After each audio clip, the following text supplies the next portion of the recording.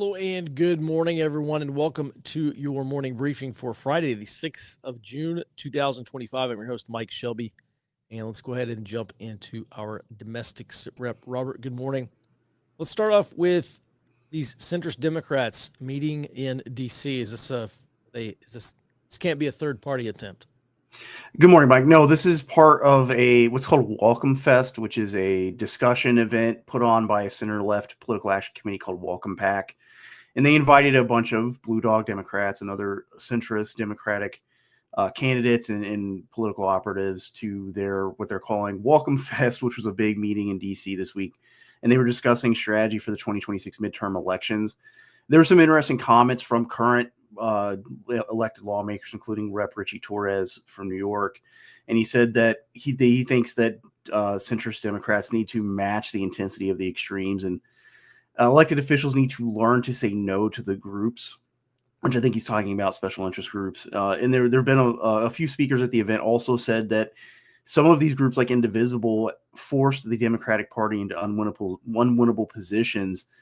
And this is coming from multiple senators and representatives. And I think this is another development in that ongoing split between progressives and more left-leaning parts of the party that we can see in like Indivisible and some of the DNC elected officers versus this more centrist group that are trying to assert themselves ahead of the midterms.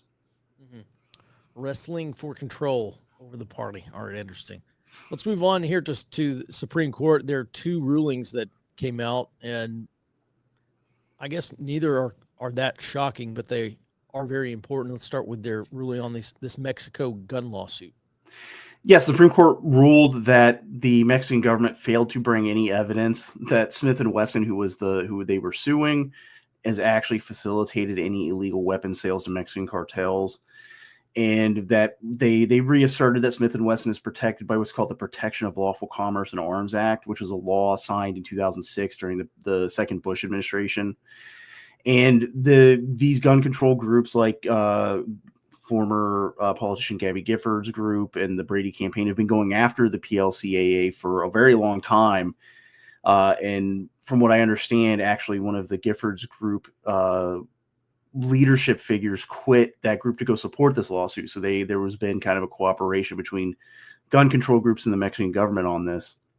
And now this decision has basically shut that down and undermined this long-term goal of gun control groups to get rid of this protection, because it would allow them to effectively sue gun manufacturers into bankruptcy.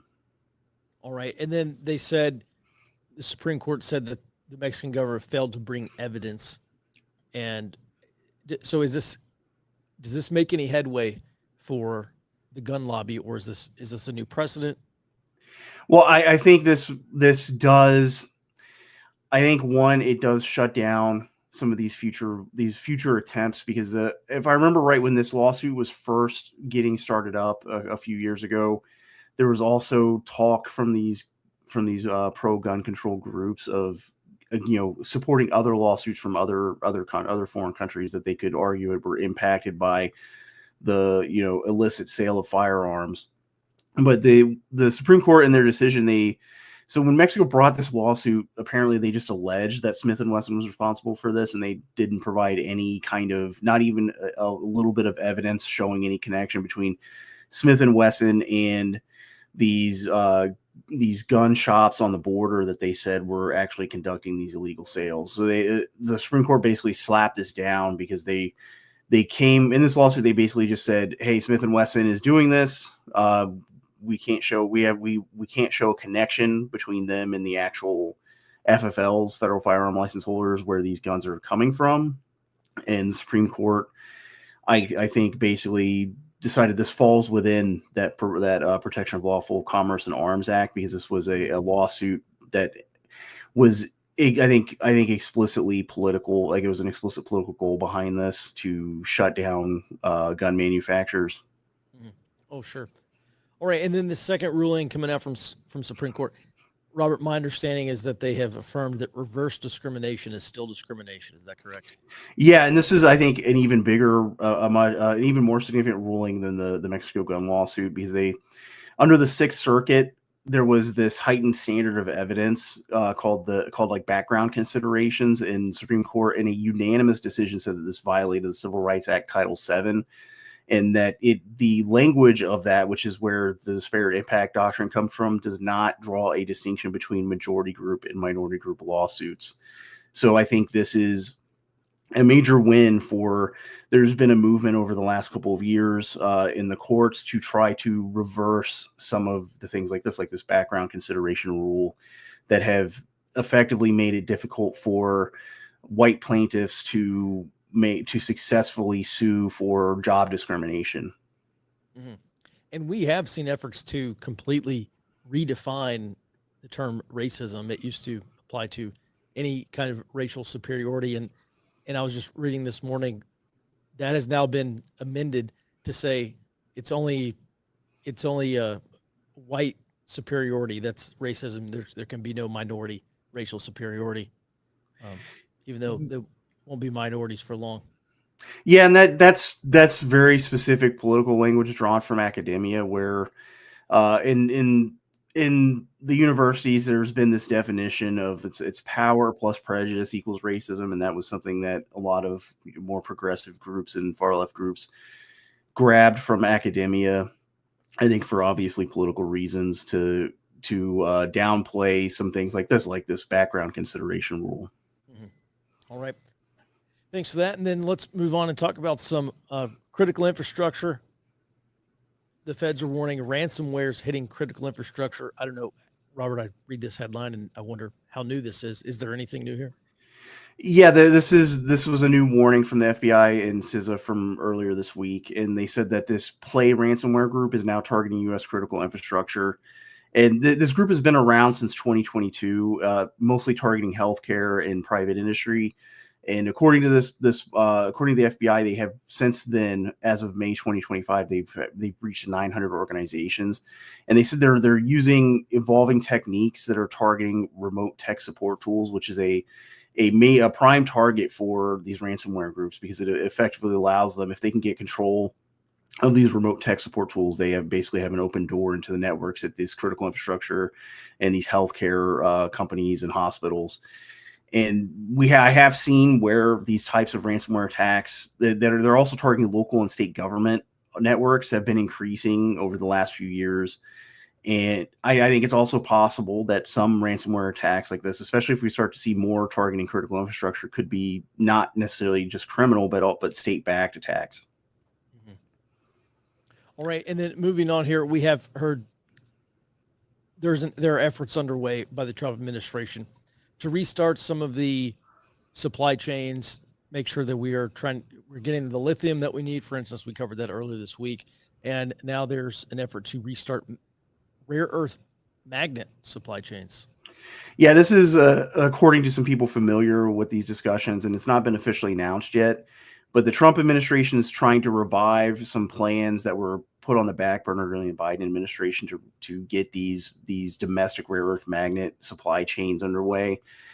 And the people that were speaking on background said that the Trump administration believes that the domestic rare earth magnet production supply chain would actually be cheaper in the long run than continuing to rely on Chinese imports. I didn't see yet on it if they have a timeline for officially announcing any of these plans yet, but it does look like the Trump administration is really continuing to invest in bringing production and especially refining of some of these rare earth minerals back to the United States. And I think in the correct estimation that China holds a significant advantage by having, I think it's something like 80% of the refining capacity for these types of metals. Mm-hmm. And then just briefly, what are these rare earth magnets used to make? I mean, why do we need them? Well, one of the big sectors is defense production. So rare earth magnets are used for like guidance systems for missiles. They're used in electronics. And so basically, if we don't have a domestic supply chain, we are, I think, as the DoD has warned, and as we've talked about for 2 years now, reliant on imports, on Chinese imports for defense production of some of our most important munitions. And that has been the question: how much longer will China allow that to continue, knowing that we import those things and turn around and build bombs and missiles. All right. Thanks for that, Robert. Let's go ahead and move on to the global sit rep. Speaking of China, President Trump and Xi Jinping had a phone call yesterday, and apparently Xi seemed pretty dour that on our current track, the United States and China are going to be dragged into war over Taiwan. What's the latest, Jared? Yes, this is coming specifically from Xi and the readout that was provided by the People's Republic of China. Xi told President Trump that allowing a handful of Taiwan independent separatists to drag China and the U.S. into a dangerous situation of conflict and confrontation. Now, kind of to Xi's point, the Taiwan Foreign Ministry also immediately issued a counter on this, saying that China had completely misrepresented Taiwan's sovereignty. So, yes, we are independent, and there's nothing you can do about it. That said, I do think this is a trend we've been tracking for a long while, and just at I believe it was the Shangri-La dialogue, Secretary Hegseth said, yes, the U.S. will absolutely defend Taiwan. It's not even in question. And he's been saying that for a while, too. So it's just continuation of the trend we've been tracking for several years now. Moving over to the State Department. The State Department issued sanctions on 4 international criminal court judges. Now, this is specifically for conducting investigations without the without the consent of that person's country of nationality. 2 of these judges are investigating U.S. personnel for their actions in Afghanistan. They did it without the U.S. permission. And 2 are also investigating Israeli officials, Prime Minister Netanyahu and former Defense Minister Yoav Gallant, for similar actions. Basically, hey, we want to investigate you. We don't need your consent for the actions you took in Gaza. Now, I think the real reason this matters is we've covered for 18 months now different countries saying, I don't want to abide by these international courts. And as that further degrades, as people take actions against these courts, it will further degrade any kind of influence they may have. And that helps to degrade the post-World War II international order over which the U.S. has ruled, and will help bring about multipolarity. Now, for the State Department, I think the U.S. kind of trying to take the reins on this and ride that. That way, the U.S. can issue the multipolarity and remain top dog, even if they're not top dog globally. And then kind of staying in Israel. So anonymous Israeli officials claim that the heads of Mossad and Israel's National Security Council told the U.S. that Israel will not attack Iran without prior notification, and only if the nuclear negotiations fail.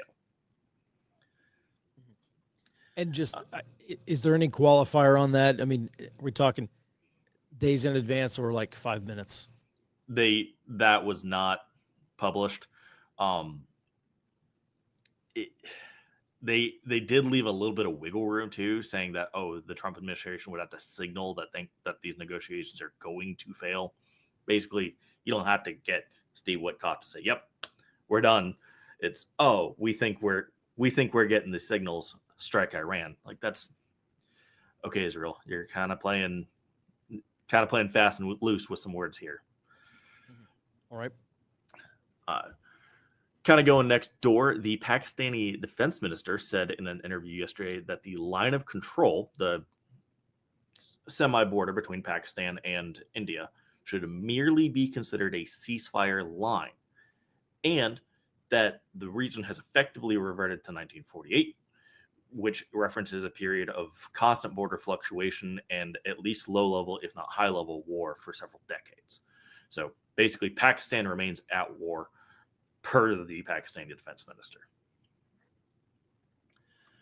Then the German chancellor had a meeting with President Trump recently. That was yesterday, I believe. And in an interview yesterday, he told a German audience that he had asked President Trump directly, will the U.S. leave NATO? And he received an equally direct, no, not happening. Cool. Now, Merz also added that the expectation that the U.S. would leave NATO was not unjustified, because Europe had, and quoting here, unfortunately been free riders on American security guarantees for years, and that's changing. So basically, hey, this was our fault. We kind of pushed you into this. Sorry, we'll change our attitude. Mm-hmm. And then I guess is there any indication that these countries are actually, there's a NATO summit later this month, I think, coming up, and they said they're going to bump their mandatory defense spending limit up to 5%. Is that something that NATO expects will happen widely, or is this another 2% just higher? I'm not entirely sure I'm not entirely sure on that. I think they will push it to 5%, with the caveat that it's 3.5% on defense and 1.5% on defense-related infrastructure. Oh, they will. Yeah, they're for sure. They're already going to push it to 5%. I'm just wondering what the adoption rate will be. But all right, thanks for that, Jared. Let's go ahead and move on here.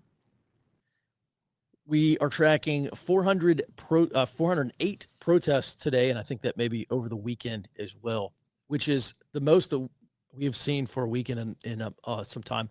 Next weekend is the big one. June 14th is the No Kings Day, National Day of Action, and we'll have some updates on that as we get closer to next week. Moving on. All right, Robert, so let's talk more about these cyber threats. One of the interesting things you point out in this morning's report is that there are really kind of two factors. Number one, the rush to build power plants may be overlooking some of the more important cybersecurity aspects, number one. And then number two, these renewable power plants rely on cloud computing for their IT servers. And so this makes these places more vulnerable to cyber attacks. So what do you make of all this, Robert? Well, there's a bill that's trying to solve this problem because there has been a lot more focus, from both state-backed hackers and criminal groups, a focus on the energy sector. And Jim Risch, who's a Republican senator from Idaho, and John Hickenlooper, a Democrat from Colorado, they introduced what they're calling the Energy Threat Analysis Program Act of 2025. And basically this would give the Department of Energy's Emergency Threat Analysis Center the power to coordinate threat information across both government agencies like CISA and the FBI and the Department of Energy and the private sector, and give this center $50 million through 2029 to pay for that coordination. And yeah, as far as I've seen, that experts have been warning for a long time that the cloud computing IT services for the energy sector are especially vulnerable. And I think, as we talked about before, there was a state level exercise that demonstrated potential attacks on solar power, for instance, that we might have even seen happen. I think we reported on it a few weeks ago, where effectively solar customers for one of the biggest manufacturers of solar technology in the Western Hemisphere and in Europe, basically all of their solar panels were shut down because of a backdoor in a solar module in these solar components made in China. And I think as the Trump administration moves forward with this significant expansion of baseload power generation, I think the latest from Trump was something like they want 400 gigawatts of nuclear power alone in the next 10 years. That is going to leave gaps in security because they're trying to have these plants built in under operation as fast as possible. And I imagine this new growth in the sector to try to shore up U.S. energy supplies is going to be a prime target for foreign adversary hackers and ransomware attacks. So I think that accelerated timeline they're trying to push could create security gaps and make these new power plants, and not just in renewable, but also nuclear and liquid natural gas power plants, more vulnerable to cyber attacks and ransomware attacks. Mm-hmm. All right. Well, that's an excellent point, and something that, this is just a form of disruption that everyone should anticipate. Maybe not specific events, but in the future, if your local power infrastructure does fall victim to cyber attack, ransomware, whatever, that's something you should be prepared for. So excellent points all around. Thanks for that, Robert. Let's move on to the next item here. This was shocking to me. So this comes out from CBO, Congressional Budget Office. They said the open border cost states $19 billion. That seems very low to me, Robert. That is somewhat unbelievable. But This is what CBO is saying. So what else? Yeah, I agree. I think it is low because also in this report they said that 4.3 million people were added or residents were added to the U.S. population at that time, which was 2021 to 2023. And they said due to a surge in both legal and illegal immigration. I think that's a gross underestimation, which also means the $19.3 billion estimate is probably also low. Um, and I think that this is also being downplayed by some states, or was during that time frame, because there was a political strategy involved, and I think likely involved in accelerating that illegal immigration during the Biden administration. So some of the states who supported that, especially like these sanctuary states, didn't really talk about the major impact that this was having on their budgets. But now we're starting to see more of these, or some of these states, come out and say that, or come out and make policy moves that imply that they were having major impacts on their budgets, like California and Illinois, which were the two most recent states I've seen that have ended subsidies. I think especially for healthcare, that they were effectively subsidizing a state level version of Medicaid for illegal immigrants. And they're now, I think Illinois is set to end that next month, and California is also going to roll back their own version of that. And I think we're going to see more cuts in, especially these sanctuary states, of some of this entitlement spending, because they're having to deal with major shortfalls on spending and growing their deficit at the state level. And this is probably one of the major drivers, because in this estimate, they said this $19.3 billion cost was borne mostly through education and healthcare and services. And I think we're going to see more cutbacks on those, especially as if the Trump administration follows through with pushing more of the spending for things like emergency management and SNAP down to the state level. Mm-hmm. Yeah, this is a great point. Minnesota's budget is absolutely on fire. Huge cuts to public safety. Well, I do think, that's something that I mentioned last month probably, is that it really does look like the Trump administration is trying to push more funding from the federal budget onto state budgets. And maybe that's a backdoor way to get them to cut into these ridiculous social programs so that these states can afford things they actually need to pay for, not things they don't need to pay for. All right, Robert, thanks for that. Let's go ahead and move on here to an update on the bird flu. Just as a reminder, Brazil is the world's largest chicken exporter, and the United States is number 2. And apparently Brazil's trying to deal with this, with the bird flu. So what's going on, Jared? So they are. Now, Brazil reports that they saw an almost 13% drop in chicken exports in May compared to May of last year. And the Brazilian government claims that this is entirely due to the bird flu diagnosis from 15 May, which makes sense. But they dropped 13% in under half a month. That's a pretty significant hit to them. Like you said, Brazil's the top seller in the world, but they're also the top seller to China, and the second largest for Mexico, which we covered, I think, a week ago. Now, the Brazilian Animal Protein Association is also calling to reduce the export restrictions that they currently have down to just 10 kilometers or 6.2 miles in real units from the initial outbreak, so that Brazil can recover these losses. So, hey, let's go ahead and move that in a lot closer. Now, attempting to minimize these restrictions ahead of the deadline, because they're still waiting on the 28-day deadline to officially declare themselves free of the bird flu, risks sending contaminated chickens abroad or even to other flocks within Brazil, and thereby spreading the flu. Now, spreading it inside of Brazil could cause additional nations to become dependent on other major chicken exporters like the United States or potentially the European Union, though they don't produce as much as us. As you can see, they're number 3 on that chart. Now, this would potentially put strain on our food supply, and keeping in mind the U.S. is actually still kind of recovering from a recent bird flu outbreak that we covered pretty extensively last year, leading into early this year. Mm-hmm. All right. Just briefly, I would expect these have to be dead processed birds. I think feeding those birds, you got to feed them for what it takes. A shipping container, a container ship going from Brazil to China takes what, a month, Jared? It's gonna take longer than that. It's almost a month going from Chankay, and that was an achievement for them.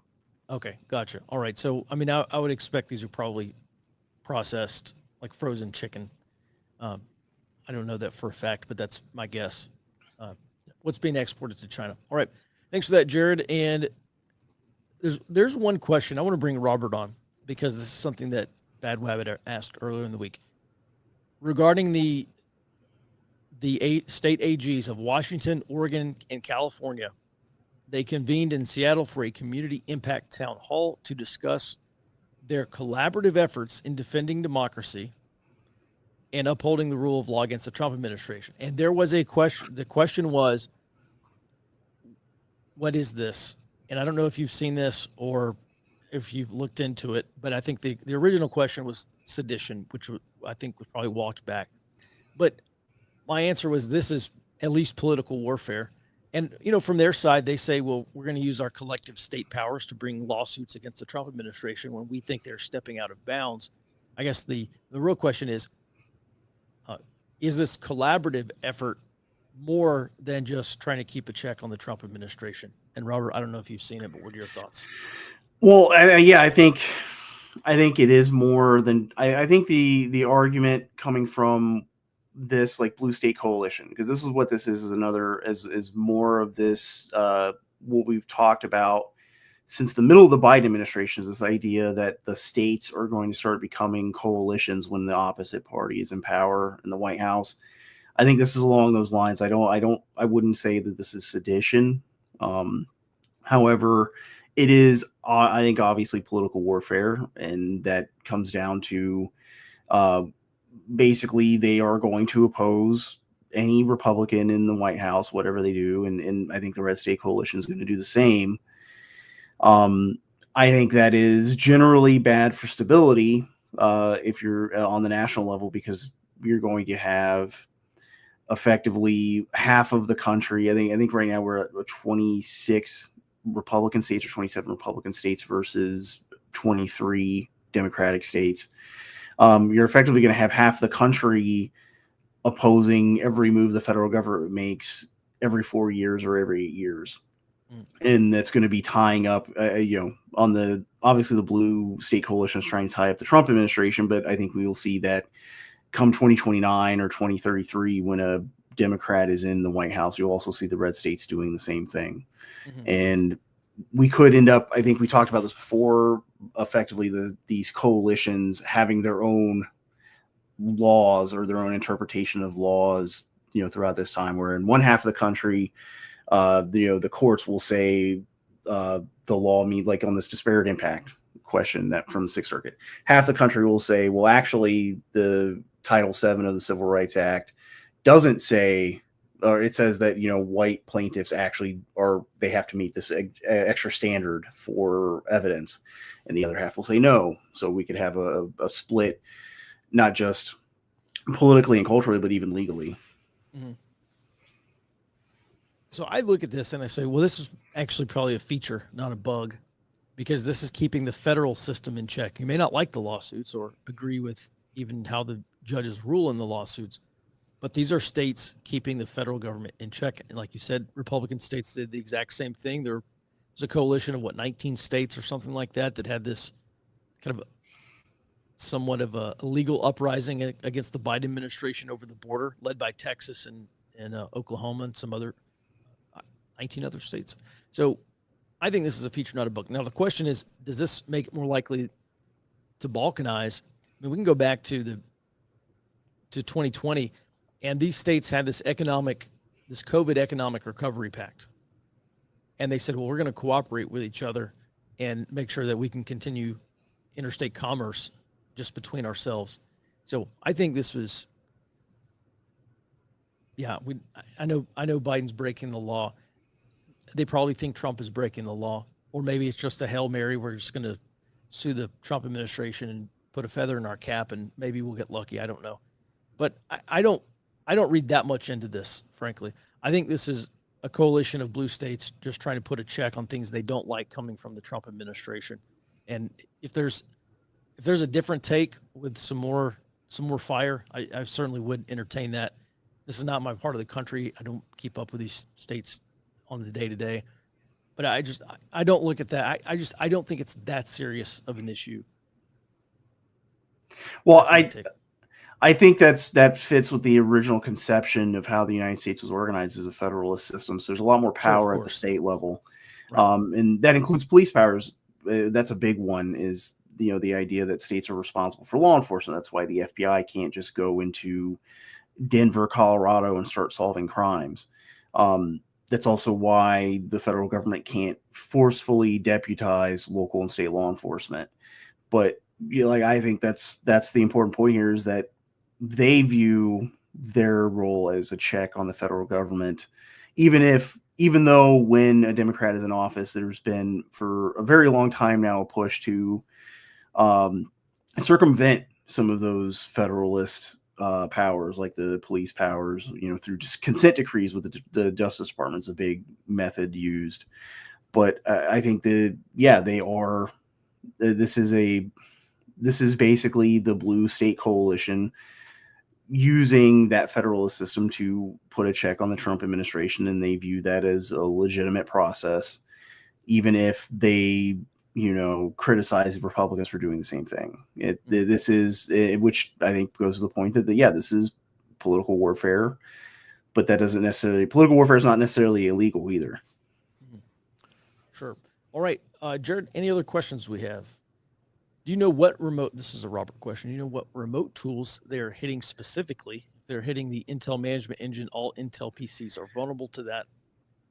So in this warning, the FBI says it didn't say that this group Play Ransomware were targeting the Intel management system, but they said they were targeting Simple Help and another one that I can't recall at the second. But the Intel one has been a target of other ransomware groups in the past. So I imagine this group is also targeting that remote software as well. They just wasn't part of this report. Mm-hmm.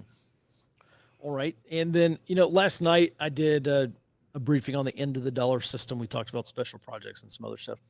And yes, that was recorded. I'll try to get the recording up for everyone today. But also, when we move over to the new platform, I'll be doing another special briefing on the big debt cycle. I just got my latest copy of Ray Dalio's latest book. So I'll read through that this weekend, and then I'll combine with what I learned there with Ray Dalio, one of his previous books, which talks about the big debt cycle and the big debt crises, and really how countries deal with them. Ray Dalio says there's really only 4 ways that you can deal with a big debt crisis, and 2 are inflationary and 2 are deflationary. And it probably just depends who the Treasury Secretary is, depending on how that's going to be dealt with. And so there will be a special briefing. I'll give you my kind of latest outlook. But we're going to hit the wall eventually. It's a matter of time. It's definitely not a matter of if we will. It's a matter of when. So I'll keep everyone apprised of that. All right, on the topic of Palantir, I find it hard to believe that data integration between various government databases hasn't happened already. Brother, that's not surprising. Perhaps AI is the new component. Can you expand on this?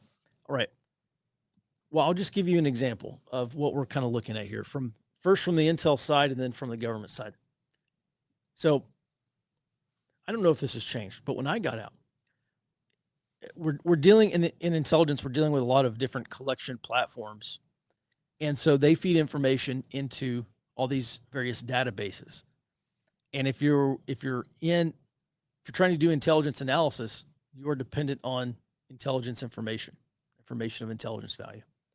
And so that means that you can't just query one database for what you're looking for. You have to break it down and say, well, what kind of intelligence am I looking for? Okay, now this kind of intelligence is going to be in this database or these collection of databases. And so, I take that and apply it to government. You have different departments and different agencies, and they all run different databases, and they don't talk to each other, just like all these things on the Intel side don't talk to each other, or at least haven't in the past. So my understanding is that Palantir is being contracted to build a system, or maybe build a master database, or build a system where all this data is collected in a centralized repository, so that you can look up probably this is how it's going to happen. You look up someone by their social security number, and you're not looking them up in the IRS database and then turning around and looking them up in the Medicare database and then turning around and looking them up in the social security database. It's a centralized repository. You hit one social security number, you get 10 different data sets on that it's attached to this individual's profile, or this Palantir calls them identities. So it's attached to this single entity, which is you or whoever you're looking at. And I'm not sure at what level AI will be here. I will tell you that AI is really good at analyzing structured data and kind of doing rote mechanical tasks. But we're still talking about a human being looking up this information.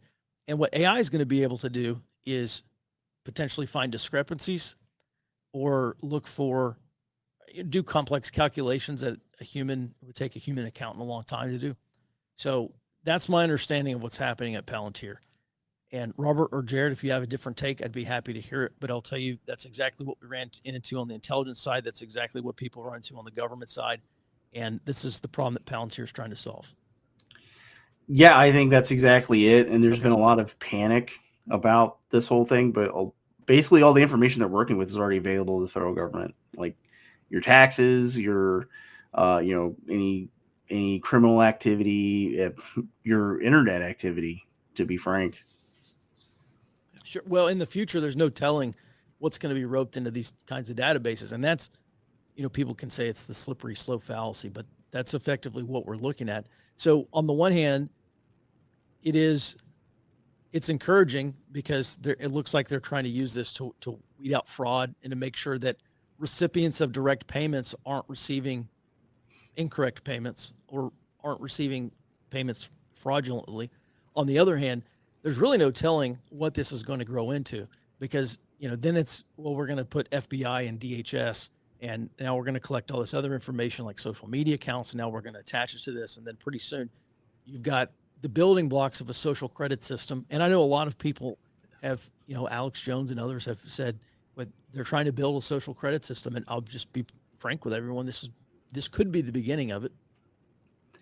Well, I have seen the best counter argument or criticism for this I've seen is compilation. Basically, the idea that you could have two unclassified pieces of information, but when you combine them, they become classified because of what they reveal by being combined. And that is probably the strongest counter argument for this type of system, is that you can have two seemingly disparate pieces of information, one about your taxes and one about your internet activity or your purchases, but combining those together creates new information that might reveal vulnerabilities at a personal level, which is, I think, probably the strongest counter argument for going through with this. Mm-hmm. So Ben says, in my professional career as a data integrator and cloud computing expert, it's just not that hard if you know what you're doing. Yeah, I don't think this is a technical challenge. What tends to happen, and I know this firsthand on the Intel side, what tends to happen is you get a bunch of data that gets siloed. And the reason why agencies are resistant to working together is because, you work for this particular 3-letter, you work at DOD, you work at wherever you work, and there are these programs, and you have a program manager, and that program belongs to you. And the risk is, if you start having interagency cooperation, then maybe that program during the next round of funding, maybe it gets transferred to this other agency, or maybe you lose the funding for it because if someone else takes the program over. And this transition in the mid 2000s through sequestration and into the mid 2010s, that's exactly what was happening. Basically, you just had these programs being shifted and transferred to everyone else. So, and then there's also the thing where, well, this is our data. I mean, this is our intelligence that we've gathered, and, we don't want it to belong to someone else. We don't want to feed someone else's machine. We want to look out for our program. We want to look out for our department or our branch or our whatever you have.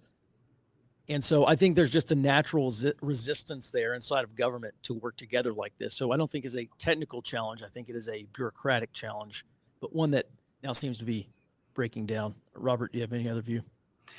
No, that is the iron law of institutions. Basically, it's not, like you said, a matter of technical capacity or ability. It's that within an institution, the institution itself is going to fight to protect itself, and within that institution, certain different groups and divisions are going to fight to protect themselves. And I think that's basically what this is trying to counteract that iron law of institutions. Mhm. All right, Mike, did you take a speed reading course or what? Read the book in a weekend? Yeah, it's not that. I thought it was a big book. This latest book from Ray Dalio is not that big. And number one, number two, I don't know. It just doesn't take that long to read a long book. VA is in the process of building a data lake now. Will take 3 to 8 years to finish. I don't understand how this stuff takes 3 to 8 years to finish. Robert's spot on with higher sensitivity of data that occurs when you bring various pieces of data together. Everyone in data business is familiar with information classification guidelines. All right. Let's see. Last question here. As one consolidates the data, and given the government's history of inadequate data protection, don't we have an even greater exposure to the consequences of external hackers? So, well, let's bring Robert back on. I would say in general, yes. I imagine this is going to have greater access control. It should. I'm not sure that you can just, I don't know how this database will be built or what kind of access controls it would have. It would be great if this information only existed locally and it ingested information maybe from multiple sources. But if you wanted to query this database, you could only do that locally. You could not do it remote, which hopefully means you couldn't do it from Beijing. Robert? Yeah, that's the trade-off. It's accessibility versus security. So you have an air-gapped system, basically not connected to the internet, very secure, but like you said, you're not necessarily able to access it when you need it. And yeah, I do think it would make it more vulnerable, and we could see, I think last year we reported on it with the Social Security, the Treasury Department got hacked. So these government networks are a prime target for foreign adversaries, and centralizing all of that government data in one place, would be, I think, a very juicy target, for example, for Chinese state-backed hackers. Mm-hmm. Well, and here's the other thing. You should just have zero expectation of privacy regarding what personal information your government owns about you. Does everyone remember that OPM hack, the Office of Personnel Management hack, and China stole a bunch of SF-86s? An SF-86 is a form that you fill out when you go to get your security clearance.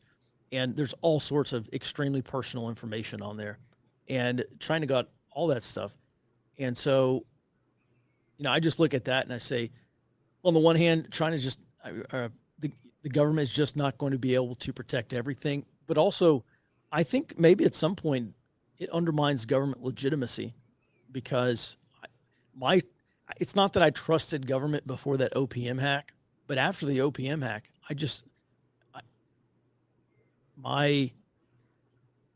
my expectation of the competence of cybersecurity in government, it just went to zero. And I think at a certain point it does undermine legitimacy, because if the government can't protect the data about me, then maybe the government shouldn't have it in the first place. And those are my feelings. Robert, I'll give you the last word here. Yeah, I agree. I agree with you. I think my personal take is that I would like the government to have as little information about me as possible, because it is very vulnerable. And in this case, I think it was China was trying to build basically a database of not just information on government officials, but also just private citizens. And it was that I think there was speculation a couple years ago about hacks of these DNA analysis websites like 23andMe, of trying to steal that DNA, even at the DNA level, steal information about Americans. And the most likely solution, or the most likely to be successful solution, is to not have that information in the first place. Mm-hmm. And just last comment here. And then there are the internal personnel that overstep their bounds. Well, weaponization of IRS under Obama is a really great example. So yes, this could very easily be weaponized. I mean, they started leaking at IRS, started leaking tax returns. I think didn't they leak some of the Trump tax returns? I don't know. At least that guy went to prison, but the damage was already done. And so, yeah, I look at that and excellent point about weaponization. All right, well, everyone, that's going to do it for today's morning briefing. Also going to do it for this week. Listen, next week, I know it's been like every day now, but for real though, next week we are going to start beta testing. So bring in a limited number of beta testers over to our new intelligence platform, and there's kind of a guided process. You'll work with Rob, and otherwise go weapons free on that thing and try to figure out what breaks before we add everyone over to there. So we're getting very close on that end. So everyone, hey, thanks so much for your support. Thanks for watching our morning briefings. If you're new, we do this every day, Monday through Friday, starting at 08 Central Time. That's going to do it for us here. Hope you have a great rest of your weekend, and we'll be back in your inbox on Monday, back on the show starting at 08 Central Time. Until then, be well and stay out front.